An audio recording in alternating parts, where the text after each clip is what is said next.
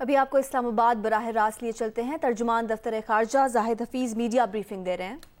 Reciprocating the warm sentiments of the Pakistani leadership, President Al-Sisi expressed the hope that the visit of Foreign Minister Qureshi would pave the way for enhanced bilateral ties and dynamic multilateral cooperation. In line with Pakistan's desire to forge stronger ties with the Islamic world, as well as the government's Engage Africa initiative, Pakistan accords high importance to its relations with the Arab Republic of Egypt. Head of Afghan Massoud Foundation, Mr. Ahmad Wali Massoud, along with his delegation, arrived in Islamabad yesterday. During the visit, Mr. Ahmad Wali Massoud called on the Prime Minister and the Speaker of the National Assembly of Pakistan. He is also scheduled to hold meetings with the Foreign Minister and other dignitaries.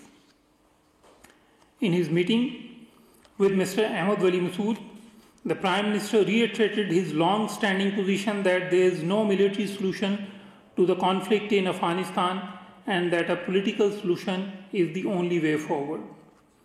The Prime Minister also underscored that all Afghan parties must work for reduction in violence leading to ceasefire and conveyed that Pakistan would support whatever the Afghans agree upon about the future of their country. During his meeting, Mr. Ahmad Wali Massoud appreciated Pakistan's critical role in facilitating the Afghan peace process. The visit of Mr. Ahmad Wali Massoud is part of Pakistan's policy to reach out to Afghan leadership and also deepen people-to-people linkages between the two brotherly countries. Pakistan remains committed to strengthening bilateral relations with Afghanistan and facilitating an inclusive, broad-based and comprehensive political settlement of the Afghan conflict through an Afghan-led and Afghan-owned peace process. Now coming to the situation in Indian illegally occupied Jammu and Kashmir, amidst unprecedented military siege since 5th of August 2019, India continues its efforts to mislead the world community. As part of its propaganda, India has taken another group of New Delhi-based diplomats on a guided tour to IAOJK. The fact that the people of IAOJK greeted the envoys with spontaneous and voluntary strike has evidently expressed the true feelings of the Kashmiri people against the illegal Indian occupation. It may be recalled that the choreographers of last such visit to IAOJK had come under sharp international criticism for presenting retired soldiers as apple growers to the visiting envoys. We believe that such guided tours are a smokescreen aimed at diverting international attention from India's egregious human rights violations in IAOJK and creating a false impression of normalcy. The visit means nothing in the absence of access to all the areas and free interaction with the Kashmiri people and the civil society in an atmosphere free of intimidation.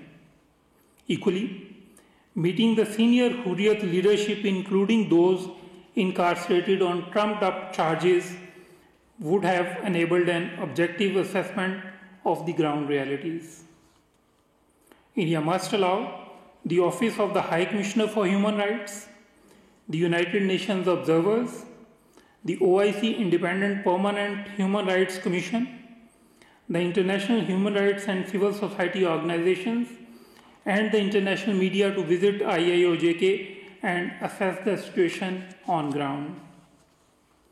In its 2020 report on Muslim communities in non-OIC member countries, the OIC General Secretariat has raised serious concerns on the treatment of Muslim population in India and in Indian illegally occupied Jammu and Kashmir. The report covers the anti-Muslim actions of the BJP RSS regime, including the aftermath of India's illegal actions of 5th August 2019 in IAOJK, the discriminatory citizenship laws and Delhi pogrom, and rise of cow vigilantism and anti-Muslim campaigns of the extremist Hindu groups. तर्जुमान दफ्तर खारजा जाहिद हफीज इस्लामाबाद में media briefing दे रहे थे।